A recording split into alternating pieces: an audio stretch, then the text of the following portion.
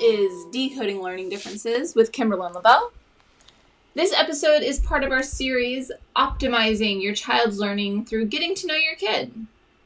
In this episode, we are digging into learning preferences, which is not the same thing as learning styles, and we'll also be talking about the importance of not worrying too much about your child's learning style. So when I'm talking about learning style, I'm talking about that auditory, visual, tactile, kinesthetic. If you remember back to episode 3, and I would encourage you to re-listen to it or listen to it again, or listen to it for the first time if you haven't listened to it, we talked about how children learn. There was a handout that went with it, and we showed this pyramid. And in that episode, I talked about the learning pyramid and how at the very top is the passive ways that we give information to our children, which is typically where that auditory, kinesthetic, tactile, visual all falls. At the bottom, that participatory, which you get some of that tactile and kinesthetic there too, that participatory is where kids really are learning. Most of the learning is happening there. So, does it matter if your child is auditory, visual, kinesthetic, tactile? Kind of. If your child has an auditory processing disorder, then I definitely think it is beneficial to know that.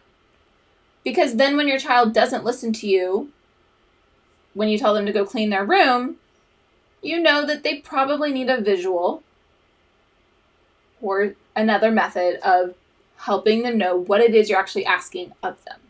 They're just not processing what you're telling them very well at all. Giving them an audiobook is not very beneficial. They're not going to understand it particularly well. So knowing that about your child is very helpful. It is very beneficial. I definitely think there's huge benefits to knowing how your child learns best.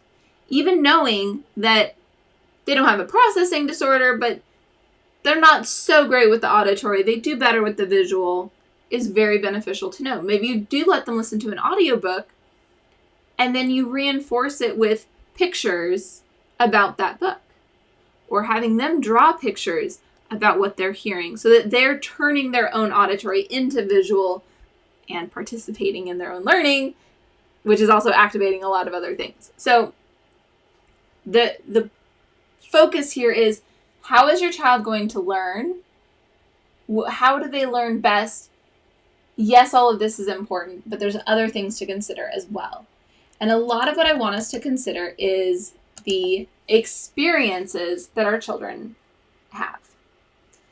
Because that participatory piece of learning is all about experiences, experiencing your learning, not just seeing something or hearing something, absorbing information that is being given to you, which can be easy and even relaxing at times, right? Like we just sit and watch TV to relax. And sometimes we learn things, but we don't always retain what we learned very well. Like how many times have you been trying to tell someone something that you saw on TV that was so interesting and you can't remember a lot of the details? But when you're trying to tell someone about it, you're also helping yourself to remember whatever it is that you have remembered up to that point.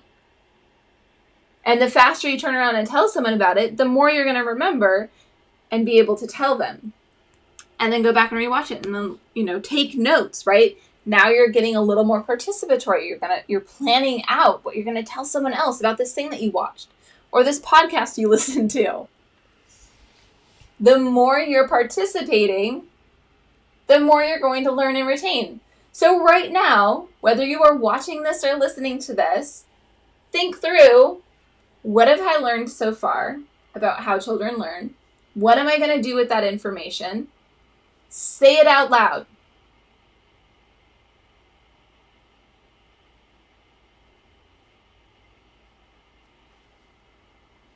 So our children learn better when they are experiencing.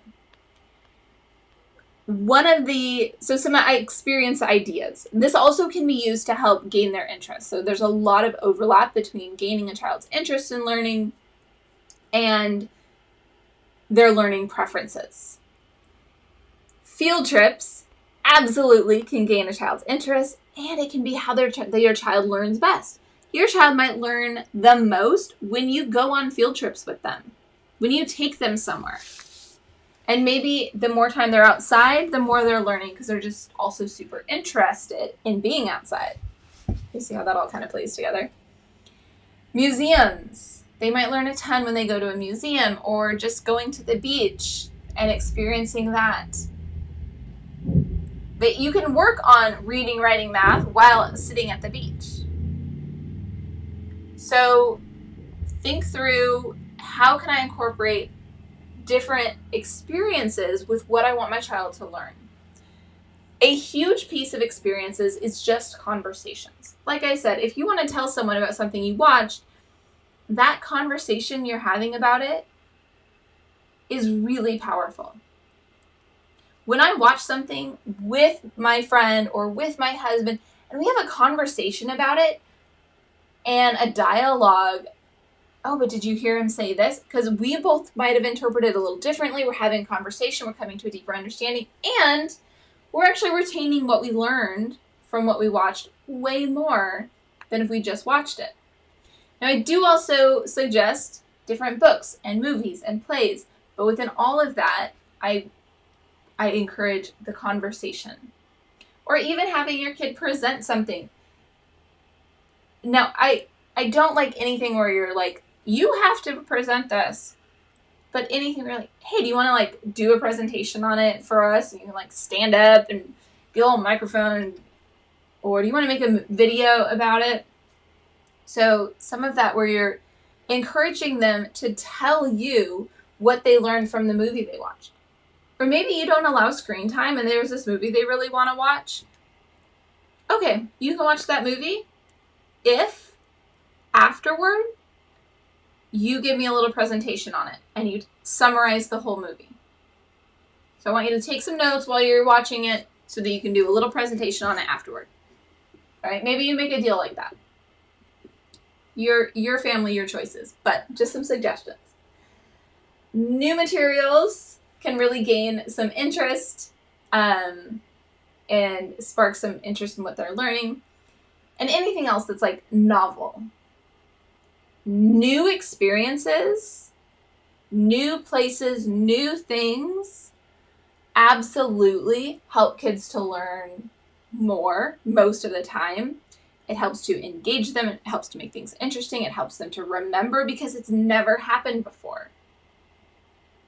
If you go to the beach every single day, they're not going to be able to differentiate one day from another, like in their memory very well. But if they've only ever been to the beach once, they can probably tell you just about everything about it because it was that memorable, because it was that different, that unique, and that novel. So obviously, you can't create a novel experience for your child every single day. But any piece that you can add of novelty to whatever it is that you are teaching them or wanting them to learn, that can definitely, those can go together very well. So if you are wanting them to learn about ancient Rome and you borrow or you get a sheet out of the closet and you dress up in a toga before they wake up. They come out that morning and you are wearing a toga or, a sheet wrapped kind of like a toga. That's pretty novel. They're going to be like, what just happened? What is going on today? And you're like, I'm so glad you asked. We're learning about Rome. Isn't that amazing? Do you want to wear a toga? And they're like, yes, I want to wear a toga and learn about Rome. Like, that's so cool. Or, no, you're weird.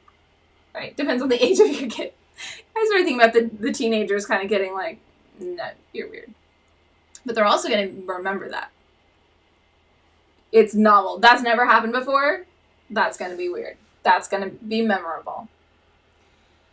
So anything that you can do like that. right? Anything that can spark that interest and make them experience something that they haven't experienced before definitely can help. Any other experiences that you have with your child, the more hands-on. I'm all about the manipulatives, bringing out the, all the different manipulatives, counting different objects, any of that. Hands-on learning is really good learning. So I definitely encourage as much of that as possible. And the more we talk about what we're learning, the more we're able to actually learn and retain what we are learning. So the more your child is teaching you about what you're learning, the more you're going to learn it.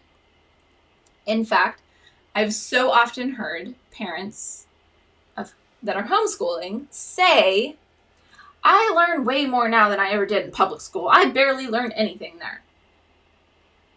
Okay. I get that there's a variety of issues happening here, but one of the reasons that's happening is because you're now teaching. And when you're teaching, you're going to learn a lot more than when you're just a student. So if you're learning a lot, make sure your child is also learning a lot and that they're not just in the student role, sitting back listening. If you're wondering why they're not understanding something, have them teach it to you, or their younger sibling, or the dog, or the neighbor, or whatever. Have them teach what they're struggling with. Or the step right before it that maybe they really didn't master. Or the step way before it that they really didn't master. Have them reteach that to you, or to the neighbor, or to the younger brother or dog, whatever. Teaching someone else allows them to really learn it in a way, in a very deep way. So I really highly encourage you to allow your child to be the teacher. Okay, I want to hear from you. As always, let me know. What did you take away from this? What thoughts are you having about it? What will your next experience with your child be? How are they going to be learning? What experiences have you had recently that you can share with me? I would love to hear about all of it. Kimberlyn at decodinglearningdifferences.com. Also, feel free to find me on Facebook. I'm Kimberlyn Lavelle. I think I'm the only one there. There's also Decoding Learning Differences on Facebook, so you can find us either way. And I look forward to hearing from you.